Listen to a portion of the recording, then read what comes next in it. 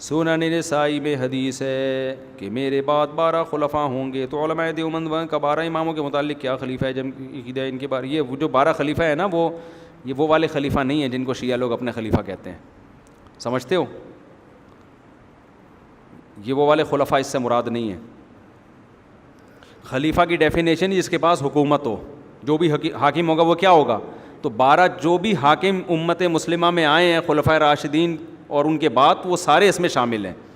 یہ ایسا ہی ہے جیسے ایک صاحب نے میں نے ایک صاحب سے کہا کہ بھائی آپ پرانے زمانے میں نا 10-12 سال ہو گئے, میں نے کہا آپ سگنل پہ رکا کرو, وہ سگنل پہ رکتے نہیں تھے. تو کہنے لگے میں نہیں مانتا اس حکومت کو. میں نے کہا اللہ نے حکومت کی اطاعت کا حکم دیا نا ہمیں, انتظامی چیزوں میں اللہ نے حکم دیا کہ اولی الامر کو فالو کرو, تو حکومت کو آپ کو فالو.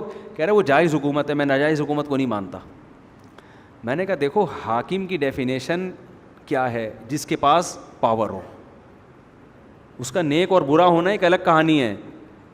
حاکم کی ڈیفینیشن یہ نہیں ہے کہ وہ صحیح طریقے سے آیا ہو یا غلط طریقے. جو آ گیا نا, جب چاہے مارشاء اللہ لگ جائے, اب اللیگل ہے نا دنیا میں مارشاء اللہ, لیکن جب لگ گیا ایک پاور کوئی آرمی کے پاس آ گئی, یا کوئی دھاندلی کر کے وزیر اعظم بن گیا تو بن گیا, بھلے دھاندلی سے بناؤ, ہیرا پھیری سے بناؤ.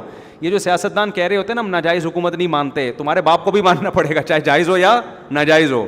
اس لیے کہ جب حکومت بن گئی بھلے غلط طریقے سے بنی, اسلام کہتے ہیں جب پاور اس کے پاس آ گئی ہے تو ڈنڈا جس کے پاس ہوگا حاکم وہی ہوگا, چاہے سیاسی طریقے سے آئے, ووٹ کے ذریعے آئے, یا جبراً مسلط ہو جائے. بخاری کی حدیث ہے اسمعوا واطیعوا ولو سلط علیکم رجل حبشی کأن رأسہ ذبیبہ. یہ تو ووٹوں میں دھاندلی کر کے آیا, بخاری میں تو اس سے آگے کی بات ہے.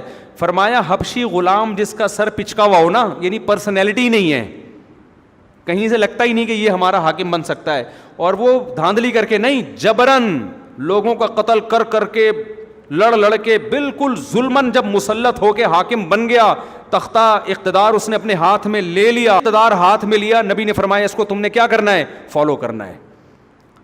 سمجھ میں آ رہی ہے بات کہ نہیں آ رہی؟ اب تم نے فالو کرنا ہے. تو اسلام نے ایسا حکم دیا کیوں؟ اس لیے حکم دیا کہ بھائی جو بن گیا ہے اب انتشار پیدا نہ کرو. اسلام اجتماعیت کو پسند کرتا ہے کہ اجتماعیت برقرار رکھنے کے لیے نااہل کو بھی برداشت کیا جائے گا.